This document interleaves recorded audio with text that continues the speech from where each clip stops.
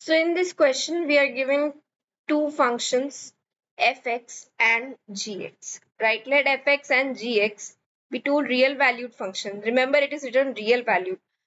Then the function hx. Okay, we are also given a third function which is 2 times maximum of fx minus gx or 0 is equal to. So now we have to find a relation from options. We can see that we have to somehow find relation between fx and gx, right?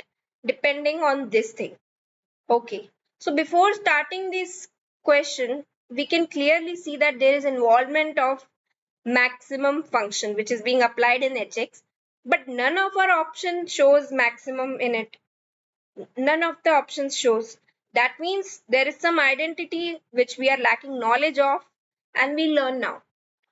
So we are firstly write the equation hx is 2 times max of fx minus gx comma 0. All right. So we will be proving a new identity today. Okay. So what is the identity? To prove that for all a values belonging to R, maximum of a comma 0 is equal to a plus modulus of a upon 2. So no matter whatever we put in it, maximum of, for example, we say 2 is comma 0 is equal to 2 plus modulus of 2 upon 2. And this formula also works for negative.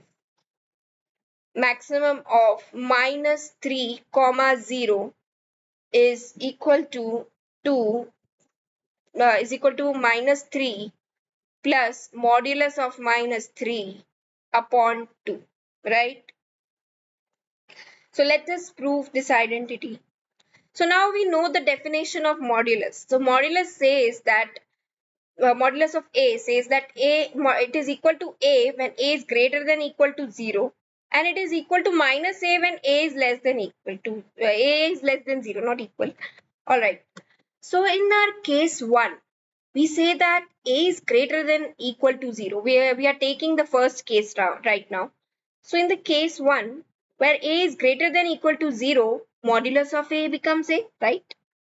Now we are going to see what is the RHS. RHS is a plus mod a upon 2. That means a plus a by 2 is equal to a. That means according to our identity, we are saying that maximum of a comma 0 is equal to a. And it is also true for reality. If we take any number which is greater than or equal to 0, you put any number, whether put 10, so we'll get 10, or even you put 0. So maximum of 0 comma 0 is also 0, right? This is curly braces here, right? This is, now let's see if this identity is also true for negative part of a, right? So when a is less than 0, mod of a becomes minus a, correct? That means a plus mod a is equal to a plus minus a by 2. And a minus a becomes 0. That means maximum of a comma 0 is 0. So if no matter how much negative things we put in this a, 0 is always going to be greater. That means maximum is always going to be 0.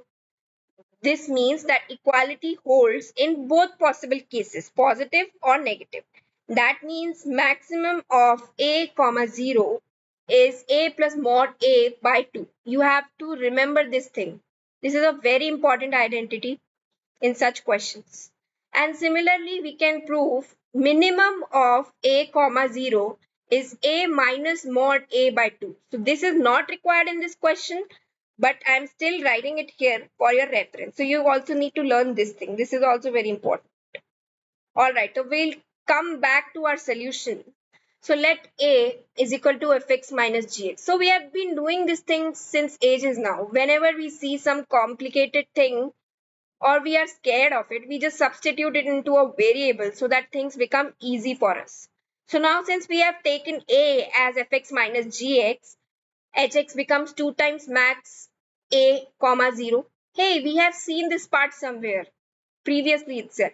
So 2 remains as it is, and the inner part is a plus mod a by 2, which on cancellation becomes a plus mod a. So now we'll again, but we don't have to show the answer in terms of A, right? Now, A is not given in question. So we'll substitute A plus mod A as fx minus gx plus mod of fx minus gx, right? But when we see in the question, there is no term as mod of fx minus gx. There's only gx minus fx in each option. So while solving the question, we also have to keep looking at the options. All right. So when we see closely, mod of fx minus gx is equal to gx minus fx. For example, let's take fx as 2x and gx as 3x. For simplicity, we are keeping the degree same. All right. So mod of fx minus gx is what? 2x minus 3x, right?